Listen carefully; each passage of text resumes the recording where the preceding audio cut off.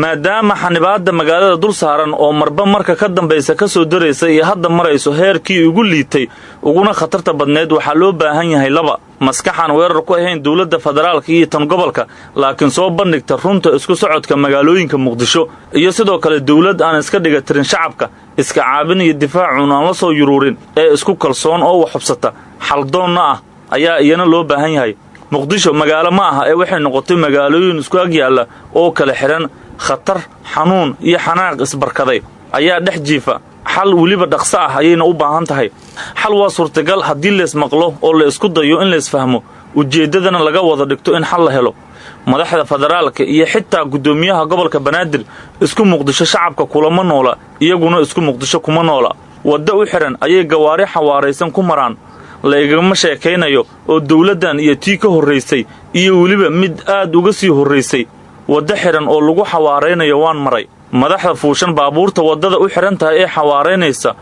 xog badan kama hayaan waxaa u warrama kuwa u qaba in xaalkooda uu caadi yahay ama og dhibka jira haddana aan sheegayn sabab kasta ha ahaatee xitaa haddii madaxda la gaarsiiyo warka isku mid maaha wax lagaaga sheekeeyey iyo markay adiga ku qabsato dhowr muqdisho waxaan adeegsaday muqdishooyin sababtoo ah waddada wadnaha ayaa magaalada u kala qaybisay laba muqdisho oo aan isku gudbi karin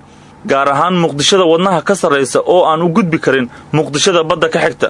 irdaha farakutiriska ee laga soo galo ayaa baabuurta iyo dadka wata taleefoon la taagan yihiin si ay ula hadlaan saraakiisha farakutiriska ah ee u oggolaan kara inay muqdishada kale u tallaabaan iyada oo taasi ay jirto ayay haddana qaybo badan oo magaalada ahi waxaa ewelba ahaayeen lamagalaan oo u oodan hay-ada dawladda ah safaarado shirkado iyo ciidamo shisheeye madaxtooyada oo ku eli jirtay wardhigley waxay hadda noqotay jasiirad fidaysa oo waxay daafaha la gashay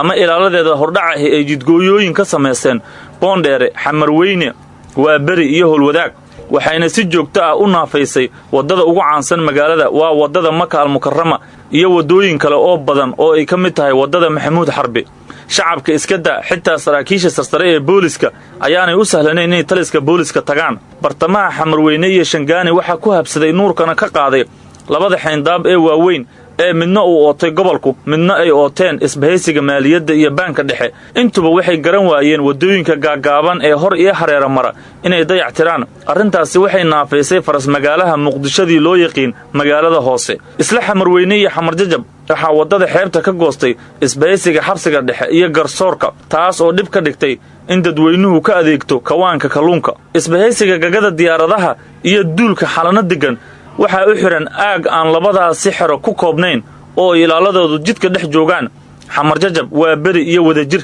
aaggaasi wuxuu aad uga wen yahay degmooyinka gobolka banaadir qaarkood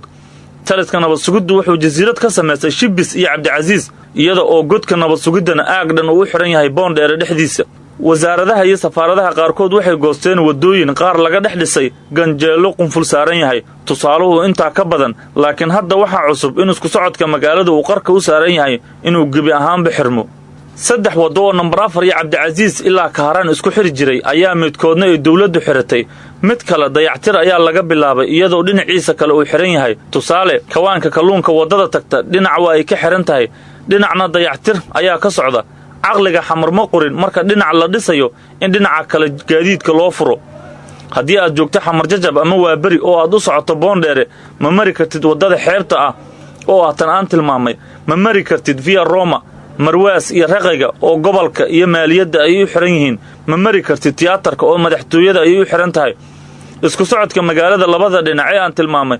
wuxuu hadda isugu soo ururay hal waddo oo cidhiidhi ah sigsaag ah oo marbadhan u leexanaysa boholo waaweyn leh qashin badan aan carfaynin siiba marka uu roobku do'o gaadiidka magaalada in badan oo ka mid ahna ay isku horgo'an yihiin qaylada hoonka khatarta xanaaqu uu xanuunku keenay oo lagu shaqlay kulaylka qorraxdu ay meel xun marayaan waa waddada luuqyada ceelgaab iyo xamarweyne isaga dusta ee ah waddada keliya ee isku xirta liida iyo nambar 4 iyo inta u dhexaysa sida inaan intaasiba ciqaab ugu filnayn waxaa ku dhex socda shaxaad baadda iyo bahdilka goobaha qaar waxaa in badan ka dhasha inay baabuurtu isku xirmaan oo wakhti badan lagu xanibo taas oo amniga cid kasta oo waddada maraysa ama hareera joogta halis ku ah sidoo kalena halis ku ah inay magaaladu kala go'do caqligu ma keenin in waddada inta aan la xirin la isweydiiyo gaadiidkii mari jiray waddada halka loo dugi karo haddii aanay jirin waddo loo duwaana in la isweydiiyo waddo loo furi karo xitaa si ku meel gaara qiimee khasaaraha waddada xihan shacabka magaalada muqdisho xorriyadooda dhaqdhaqaaq biri hore ayay oggolaadeen in laga qaado waxay isugu jiraan qaar ku beddeshay rajo ah oo ay qabaan oo ah inay mar-uunun heli doonaan amniga iyo qaar aan ku qancin laakiin garan waaye waxay awoodaan oo sidaa uga dhib iyo khasaaro yar ciidima xisaabin khasaaraha dhaqaale ee waddooyinka xihan ay sababeen lama hubin sida ay u saameeyeen bukaanada iyo dhaawacyada doonayo in isbitaallada lala gaaro lama oga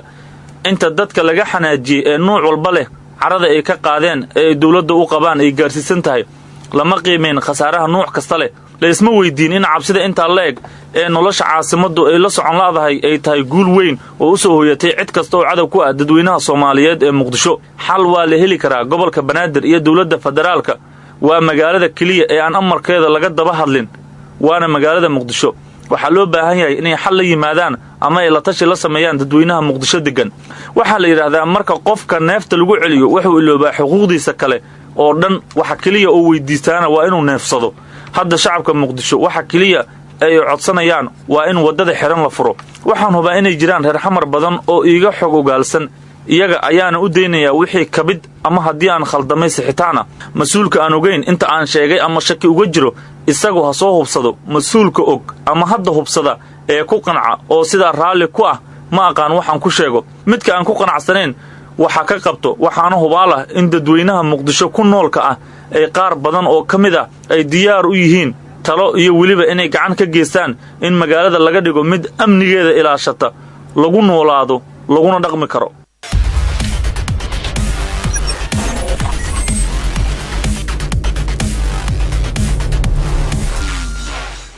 janalka warar cusub haddii uu kugu cusub yahay fadlan subscribe saar oo riix gambaleelka mahadsanid